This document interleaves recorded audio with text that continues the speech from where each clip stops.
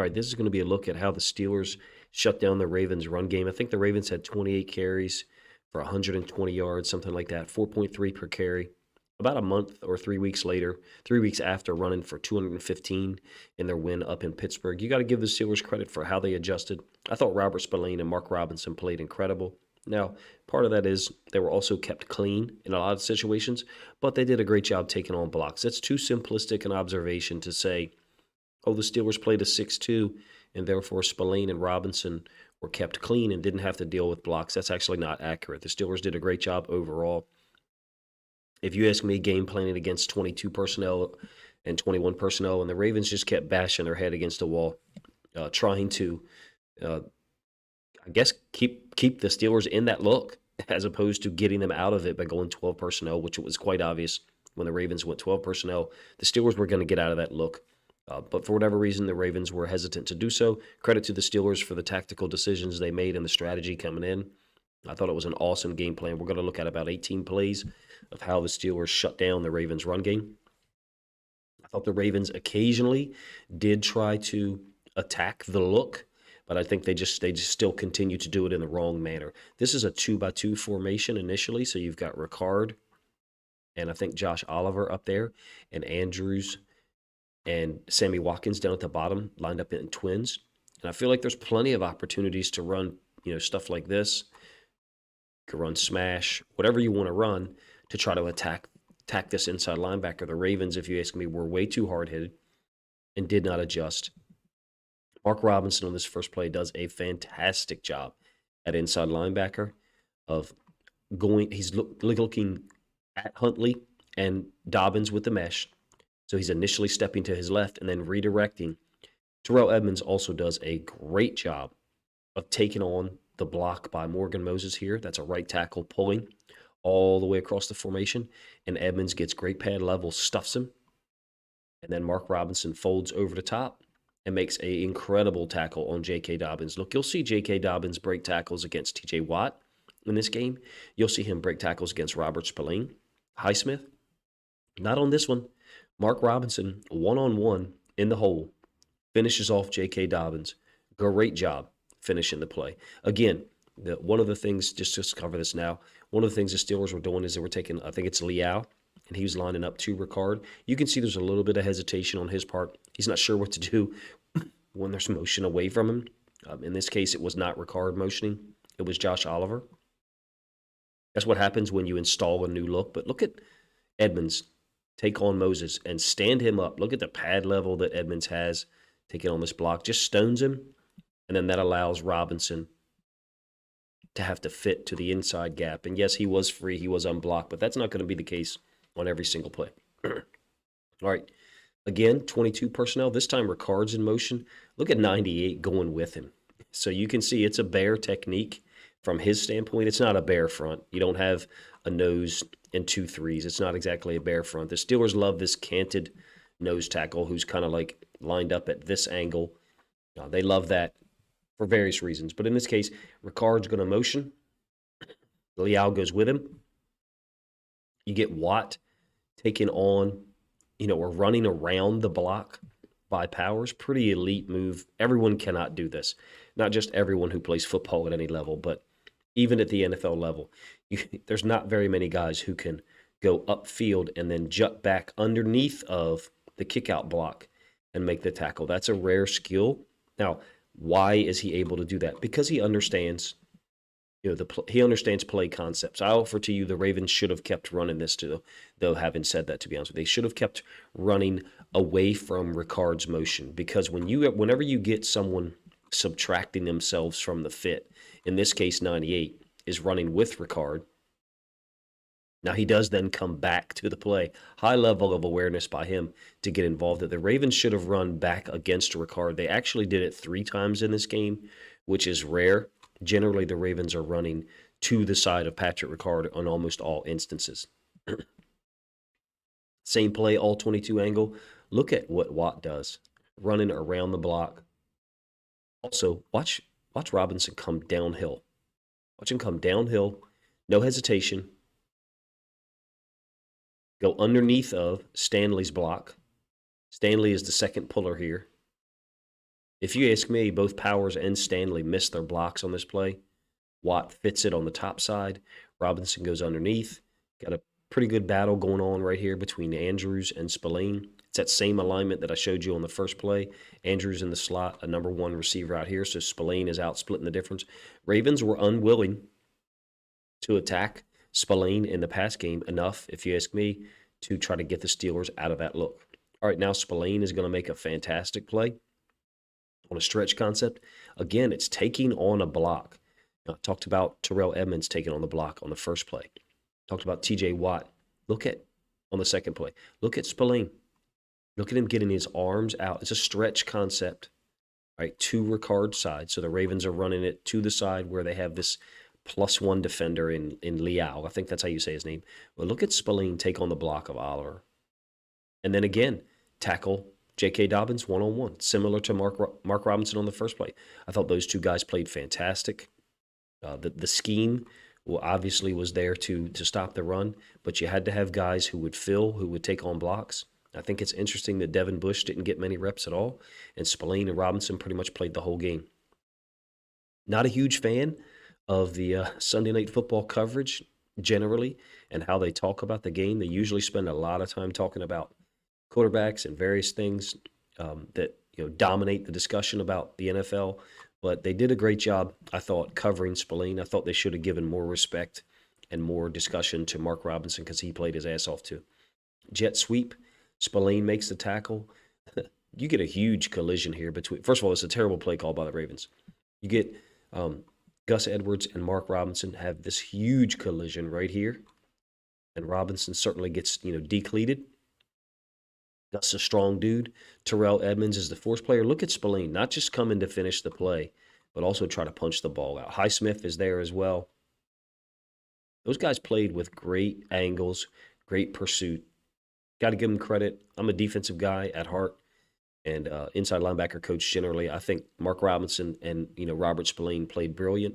I'm not sure of the reason why they were decided to be the starters over Bush, and I don't know Miles Jack. Maybe Miles Jack was hurt. Now I call this a jet sweep. It certainly looks like Zeitler's pulling, and this could be QB counter read. Right? It certainly looks like it here. I'm just not a big fan of running it to a side where you have two tight ends and no receiver out there to block the force player. There is no one to block Terrell Edmunds at all. Totally unblocked. He doesn't finish the play, but his presence there allows Spillane and then Highsmith to finish it off. To me, it looks like a simple play to defend.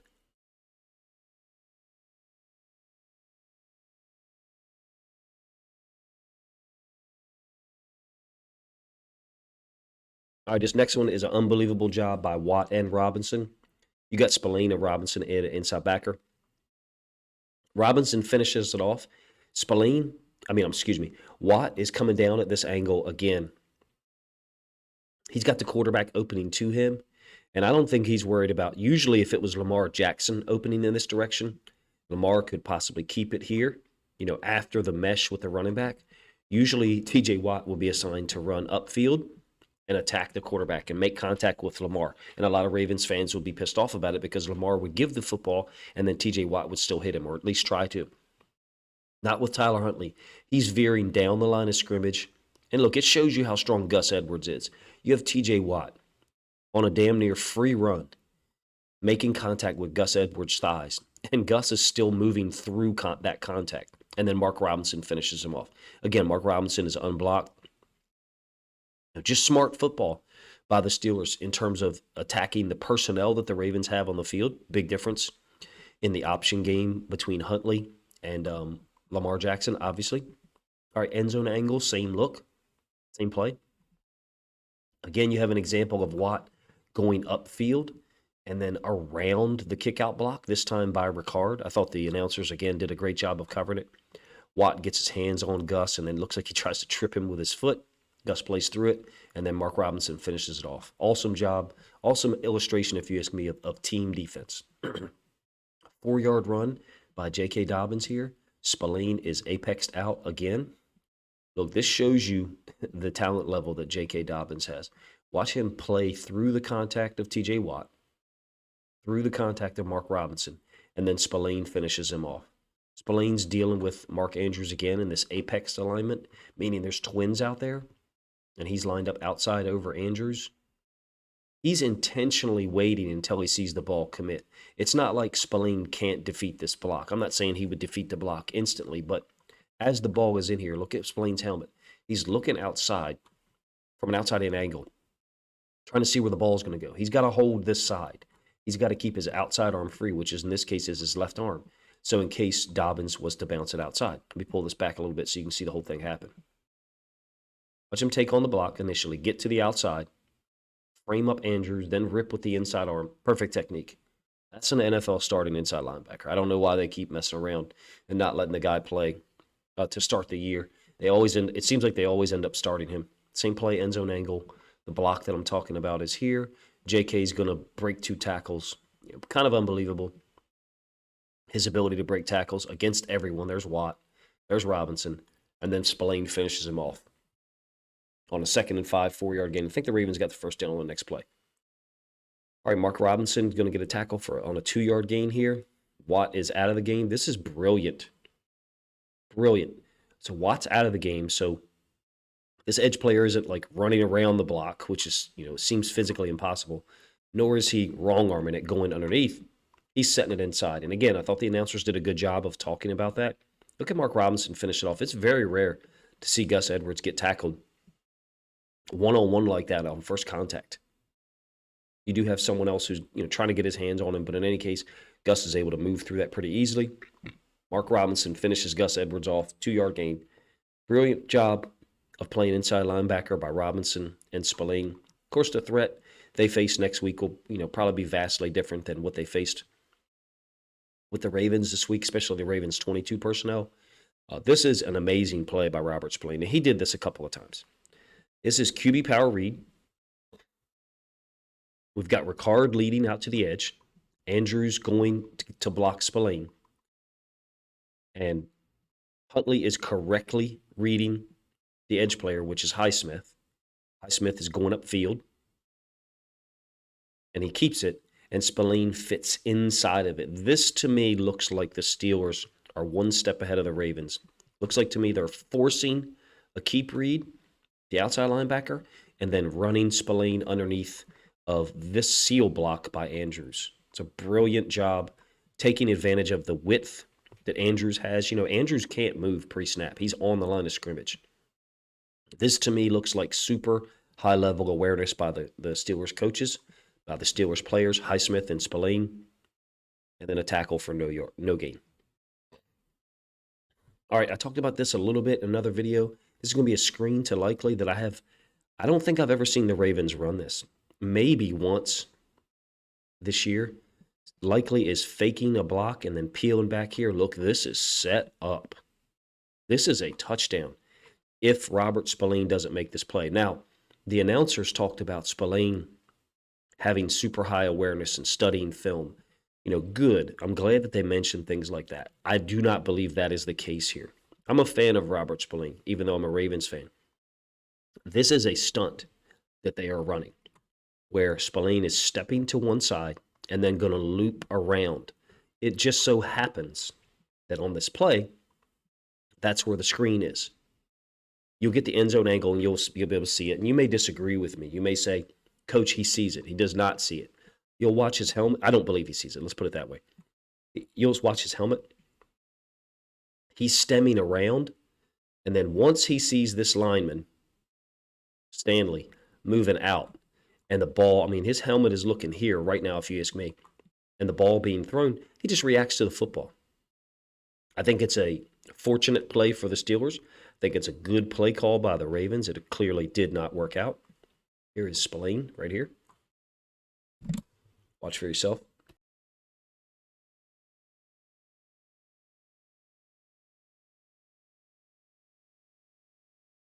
I don't see anything that he's reading.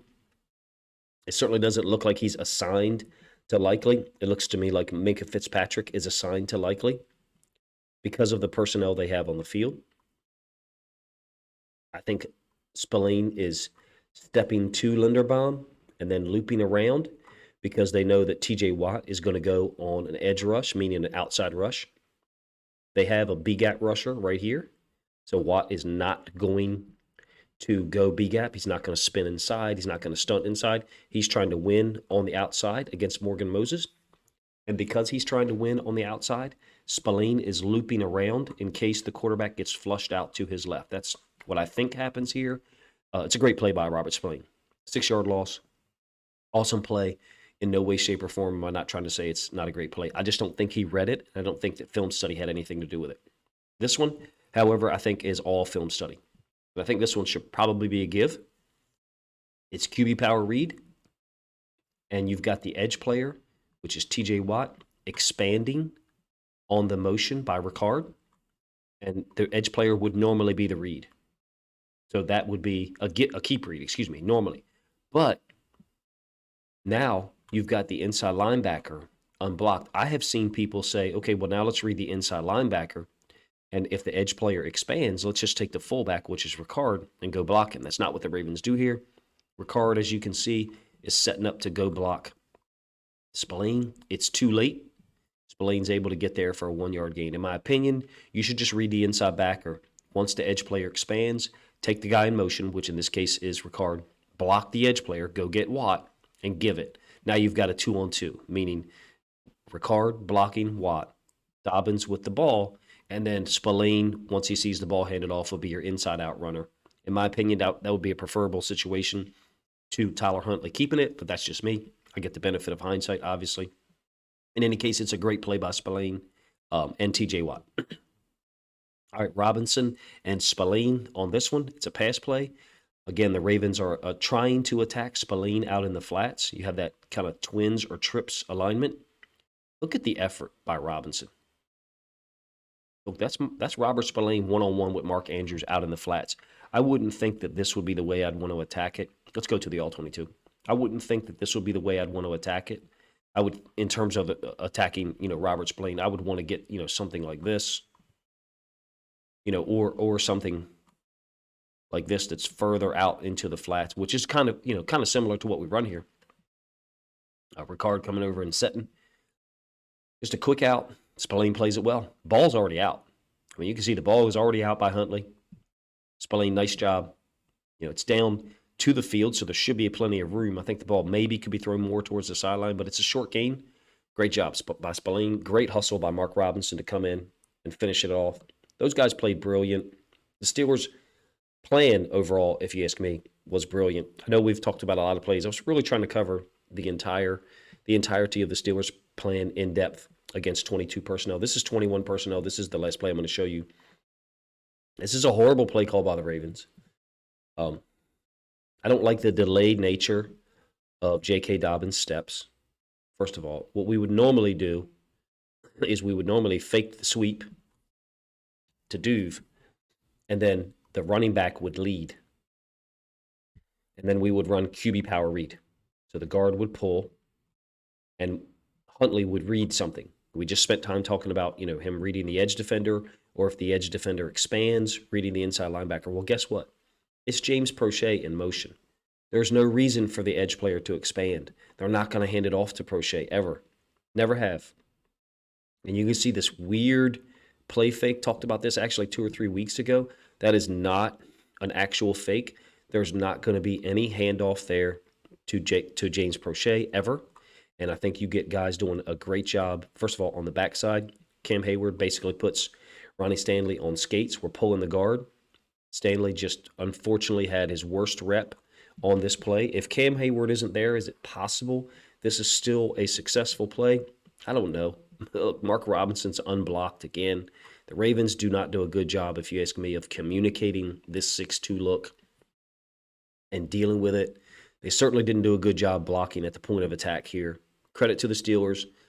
Cam Hayward, in this case, TJ Watt, talked about them. But I thought Robert Spillane and Mark Robinson did the bulk of the work, and I think they forced the Ravens to adjust.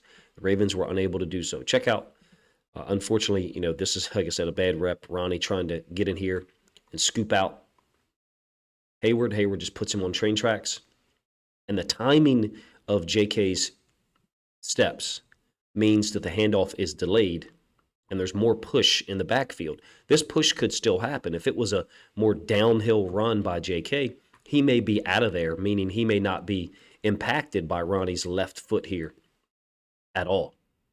Ronnie has two guys on the edge there, meaning Hayward and Highsmith. So he's trying to peel off of Hayward and then go get Highsmith. In my opinion, it needs to be more of a quick hitter play.